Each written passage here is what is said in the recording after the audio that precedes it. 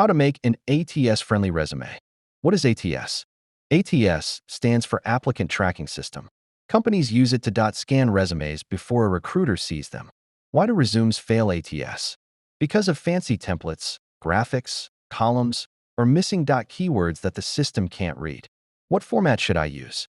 Always use a simple, text-based format. Fonts like Arial O or Calibri.no images, no tables. How do I add keywords?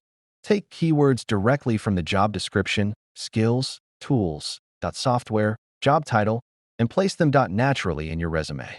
What sections are must-have? Keep standard headings like work experience, education, skills, certifications. What file type should I save? Save as Word, docs, or as simple PDF. Never upload screenshots or scanned resumes.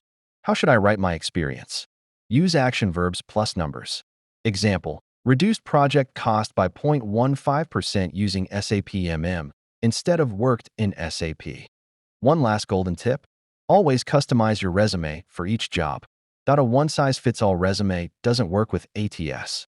ATS Resume Service. Contact use on WhatsApp +91 902 501 2360.